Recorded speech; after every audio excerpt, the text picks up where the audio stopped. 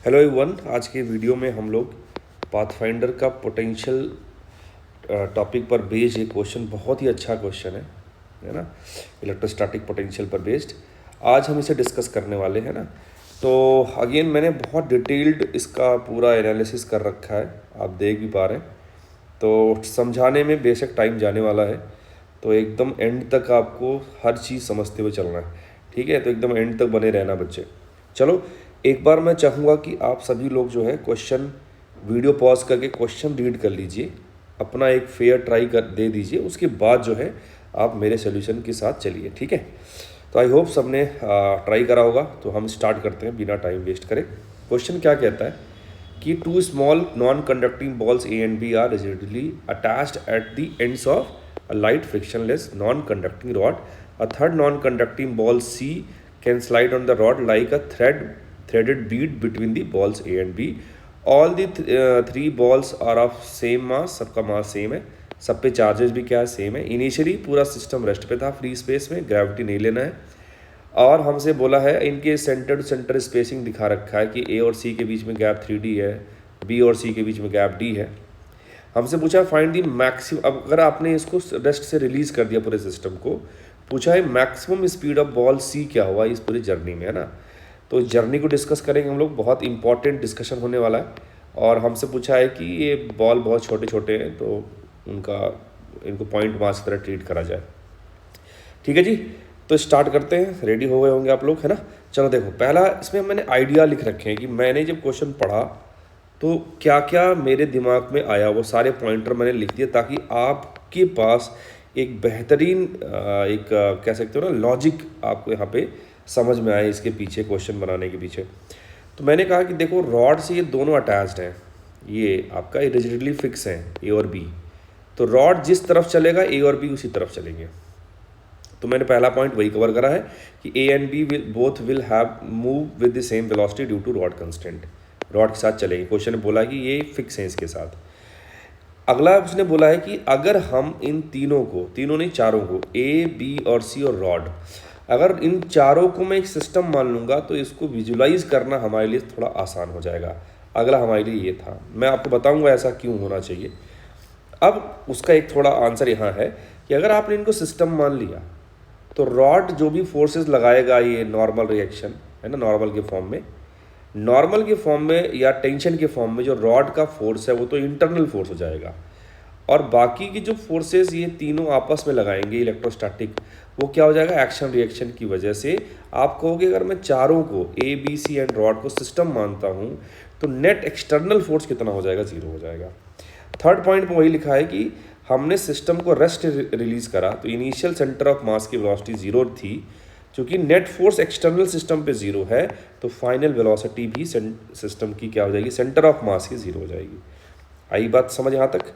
अब चौथा पॉइंट वो क्या कहता है कि ध्यान सुनना इस पॉइंट को, कि अभी हमारा जो सी वाला पॉइंट है वो बी और ए में किसके करीब है, बी के करीब है। तो बी पर जो इसका रिपल्शन होगा वो ए के रिपल्शन से ज़्यादा होगा। तो रॉड पे अगर मैं बात करूं, मतलब ए और बी पर बात करूं, ए और बी ए प्लस बी सिस्टम पर बात करूं, तो नेट फोर्स राइट में लगेगा। तो इनिशियली जो रॉड है, जैसे ही आप सिस्टम को रिलीज करोगे वो कहाँ चलेगा, राइट में चलेगा। तो वो मैंने यहाँ पॉइंट लिख दिया। आई होप ये 3-4 पॉइंट आपको क्लियर होंगे। पांचवा पॉइंट क्या है, हमने कहा कि bead is free to move on the rod, question में बोला गया है। To keep centre of mass at rest bead will have to move towards left. अगर ये रॉड मतलब ए और बी इधर जा रहे हैं और आप चाहते हो कि सिस्टम का सेंटर ऑफ मास रेस्ट पे रहे, तो इसको कहाँ चलना पड़ेगा, लेफ्ट में जाना पड़ेगा, ठीक। अब हमने क्या कहा कि चलो सिचुएशन को एक बार एनालिसिस करते हैं। हमने कहा किसी मोमेंट पे रॉड की वेलोसिटीज, रॉड की वेलोसिटी बोलूँ या ए और बी की वेलोसिटी बोलूँ, वी ले लिया मैंने, और बीड का रॉड के रेस्पेक्ट में वेलोसिटी वी आर ले लिया इधर। वी आर क्या है, relative velocity of bead with respect to, या with respect to rod bead की क्या वेलोसिटी होगी, उसे वी आर बोल दिया मैंने। तो यहाँ पे आप देख पा रहे हैं कि यहाँ मैंने लिखा है velocity of bead is equal to velocity of bead with respect to rod plus velocity of rod. तो वो आप सिंपल यहाँ पे आप देख पा रहे हैं कि एक को प्लस ले लिया तो दूसरा माइनस हो जाएगा, तो वो यहाँ पे आ गया, ठीक है। चूँकि मैंने इस तरफ को प्लस ले रखा है तो प्लस माइनस ये जो भी रिजल्टेंट आएगा मैं उसको इधर ही लेके चलूँगा, ठीक है। तो वेलोसिटी ऑफ बीड ये आ गया, ठीक है, ग्राउंड फ्रेम में। हमने कहा ओके जी। अब मैंने पूरे सिस्टम पे क्या लगा दिया, लीनियर मोमेंटम कंजर्वेशन लगा दिया। तो आप देख रहे हैं कि इन दोनों का कितना है, m into v, m into v, 2mv हो गया। इसका क्या लिखोगे, m into v plus minus v r. ठीक है, सॉल्व किया, वी आर आ गया 3v। अगर velocity of bead in ground frame देखोगे तो कितना आ जाएगा आपका, 2v हो जाएगा। कितना हो जाएगा, 2v हो जाएगा। इस वाले एक्सप्रेशन से रखोगे। बात एकदम क्लियर है क्या? और किधर होगा, वो लेफ्ट में होगा। ठीक है ना।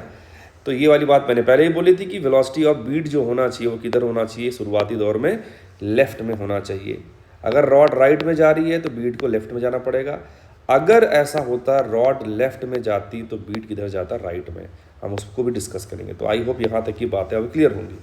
अब अगला पॉइंट देखिए आप लोग, कहता है कि जब ये सी मिड पॉइंट को क्रॉस कर रहा है, ये बहुत इंपॉर्टेंट है। सी जब मिड पॉइंट को क्रॉस कर रहा, मतलब ये जो रॉड आपने बनाया था, ये जब ये मिड पॉइंट को क्रॉस करेगा, जैसे इधर वाले जोन में आया, इस तरफ आते ही इसका क्या हो जाएगा, रिपल्शन इसको झेलना पड़ेगा। आप ये कह सकते हो कि अब सी का जो रिपल्शन ए को जो मिलेगा वो बी के रिपल्शन से ज़्यादा होगा। तो जब ये बीड जो है सी है मिड पॉइंट को क्रॉस करके लेफ्ट में चलेगा तो अब रॉड का रिटार्डेशन होगा, क्योंकि रॉड जो था वो इधर जा रहा था। अब लेकिन उस पर फोर्स जो है, जब बीड इसको क्रॉस किया मिड पॉइंट को, अब नेट फोर्स इधर लग रहा है तो रॉड रिटार्ड करना चालू कर देगा और फिर क्या हो जाएगा, एक टाइम बाद रॉड रुक जाएगा। बातें क्लियर है क्या? तो वो पॉइंट यहाँ मैंने लिख रखा है कि when it will cross the mid point of rod it will start retarding. Rod की बात चल रही है।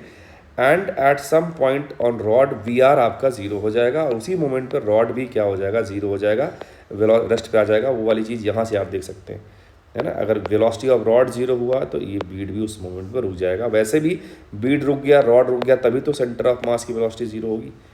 तो वो सिचुएशन मैंने बनाया और एग्जैक्टली एनर्जी कंजर्वेशन से भी आइडिया लगा सकते हैं कि बस आपका पहले सिचुएशन ये था कि सी वाला इस बी से डी डिस्टेंस पे था, ए से 3D पे था। अब एग्जैक्टली ऑपोजिट हो जाएगा कि सी वाले जो है वो ए से डी पर होगा और बी वाले से 3D पर हो जाएगा और ये मामला एकदम रेस्ट पे आ गया। ठीक है।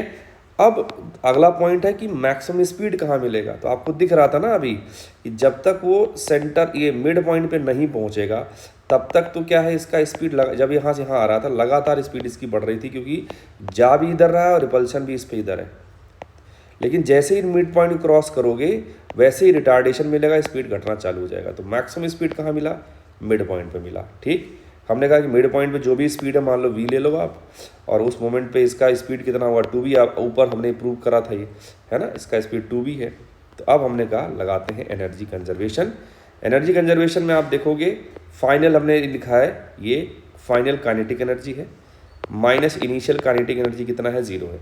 तो लेफ्ट हैंड साइड पे लिखा है गेन इन काइनेटिक एनर्जी। क्या लिखा है, gain in kinetic energy. Right hand side पे क्या लिखना पड़ेगा, लॉस इन पोटेंशियल एनर्जी।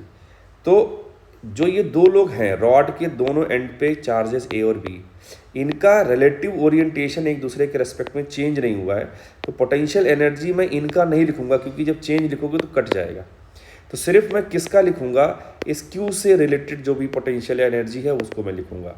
तो वही मैंने लिखा है कि शुरुआती दौर में जो पोटेंशियल लिखोगे, है ना, इस क्यू का, तो यहाँ पर पोटेंशियल जो आएगा इसकी वजह से KQ/D, इसकी वजह से KQ/3D आ गया, इंटू क्यू करोगे तो पोटेंशियल एनर्जी। फाइनली क्या होगा कि क्यू मिड पॉइंट पे आ गया तो KQ/2D वो आ गया। ठीक है। तो बस ये आपको सॉल्व करके यहाँ से V आया KQ²/9md, लेकिन बीड का स्पीड उस मोमेंट पे कितना होगा, 2v हो जाएगा। तो इसको डबल कर दो, सॉल्व कर लो, आप जो है आंसर मैच करा लीजिएगा। पाथफाइंडर वाले बुक में शायद यही आता है, मैंने देखा नहीं। हाँ, हो सकता है कि K की वैल्यू को उन्होंने 1/4πε0 रख दिया हो, तो वो अलग बात है। अदरवाइज अप्रोच बहुत मैटर करता है। तो ये बेटा क्वेश्चन जो था बहुत ही बेहतरीन क्वेश्चन था। जेई एडवांस रेलेवेंट ये कंटेंट है बेटा। आप सभी लोग जो है इस क्वेश्चन को अगर समझ में आ गया एक बार में तो बहुत अच्छा है, अदरवाइज़ फिर से देखिएगा। कहीं कोई डाउट है किसी स्टेप में, किसी पॉइंट पे, तो बिल्कुल उसको आप लोग कमेंट सेक्शन में आप लोग बताइएगा। ठीक है, मिलते हैं नेक्स्ट वीडियो में। Bye bye, see you, take care.